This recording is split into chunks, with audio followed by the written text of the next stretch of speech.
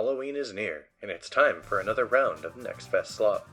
I've picked 5 totally curated and definitely not random games that seem to be made by real, living, breathing humans. After each game, I'll rate it based off of whether or not I would buy it, and for how much. This game seems promising. Tankenstein is a roguelite tank building game, which is a somewhat unique genre. Your goal is to look for parts to upgrade your tank, fight other NPC tanks, and scavenge their parts for yourself, and ultimately fight the area boss. While the game is quite enjoyable in my opinion, it certainly has its faults. It is both incredibly slow, and its UI is archaic in terms of appearance. While recording gameplay, my friend compared its appearance to an old 3D Flash game you'd have seen 12 years ago. And it's not too far off. The UI is stylistically rudimentary, and the environment is very dull in terms of color. Combat in this is also incredibly similar to World of Tanks, as every tank has a health bar of sorts, which could be a pro to some, but most definitely could be a con to others. This could be purely a skill issue, but while playing the game it did also feel as though most of the AI tanks were far better equipped than me. They would often destroy my hull module, which would result in me dying, in about 2 or 3 shots, while it would take me anywhere between 5 to 10 to disable any of their modules, not even destroy them. I definitely feel like this game can be much better than what it is right now, but I don't think I would purchase the game based off of what I've seen so far. This next game is just really weird.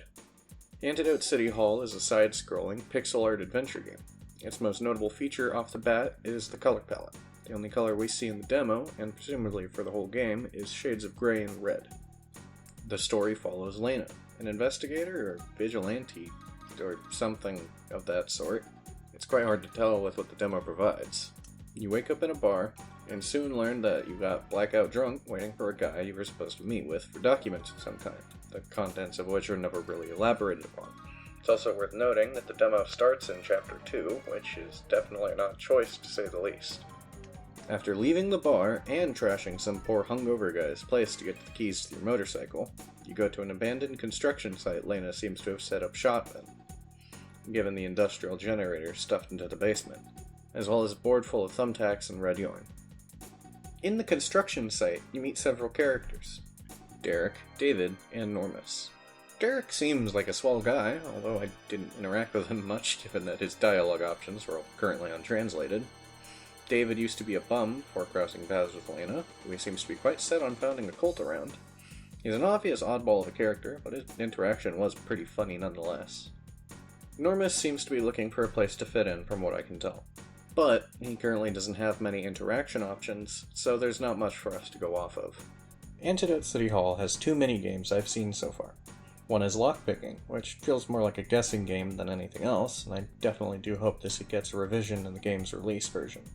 The other is a QuickTime event for any difficult or skillful actions. By completing certain actions throughout the game, you get inspiration points and inspiration levels, which allow you to make the QuickTime events easier to perform.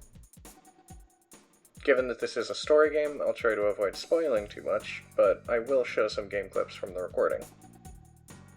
Yep. I understand that very clearly.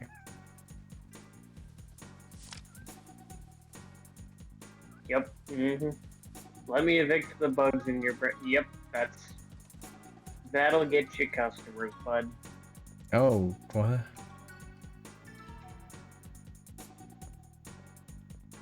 Okay. I'm gonna hope that's what that is.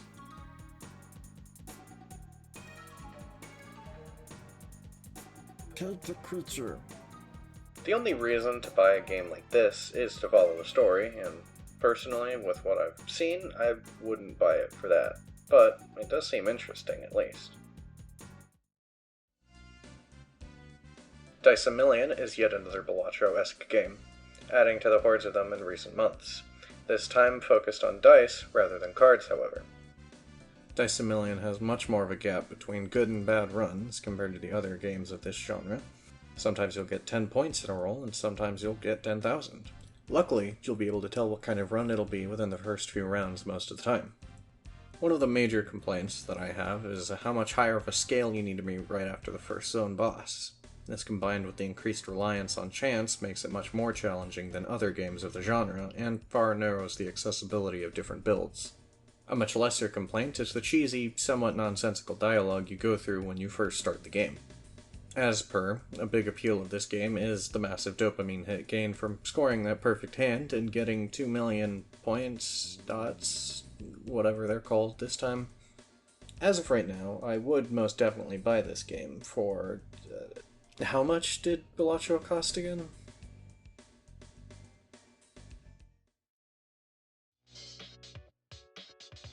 Don't Stop, Girlypop is it's an,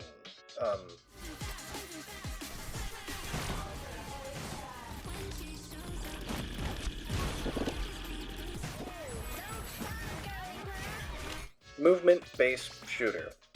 Yeah. You play as Ember. You must move, and you must kill the enemy. I mean, love the enemy. Who is the enemy, you might ask? Well, the evil corporation Tigress Nyx, of course. The game starts on planet Xyzanthanum, a big pink planet full of love. This game definitely does not wait to show off its core aesthetic. Tigress Nyx controls the planet and mines the love within the world. Your team, the fairies, are revolting against the corporation when you start the game. The game runs you through the very basic controls and gives you a dress-up menu. Of course it does. You fight some fat guy, and then he kills you. Afterwards, you wake up in a chamber, and the first thing your handler sort of person says after you break out is that it's been 5 years since you woke up.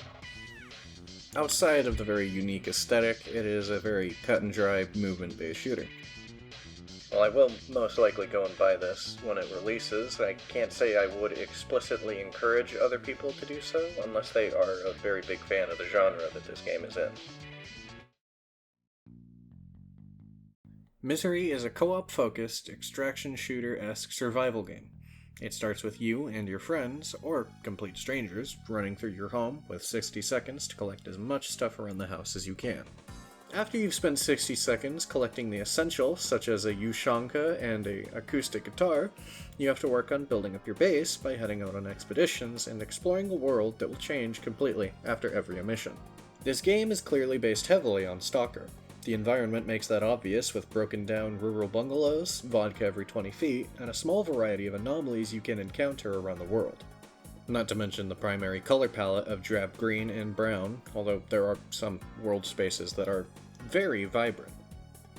The world is populated with the obvious: vodka-addicted gnomes, bandits, plague doctors, I mean hazmat bandits, you know, the obvious.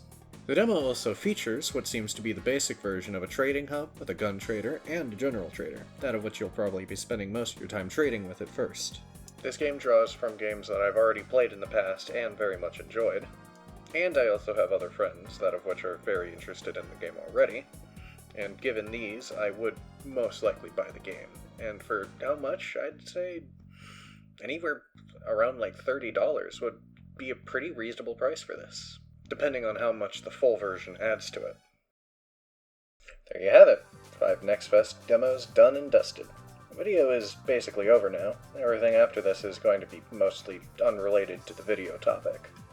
Making this video was a completely new experience for me, from trying out script writing to putting together edits that weren't just lumps of gameplay footage cut down. I'm sure that I messed up a lot of things, and it would absolutely mean the world to me if anyone left constructive criticism in the comments. I'm definitely going to both try and upload more consistently from now on, but I definitely can't promise that I will, and I'm probably going to try and make more videos in a roughly similar vein to this one. But anyway, that's enough out of me. Thank you for your time, and hopefully I'll see you again.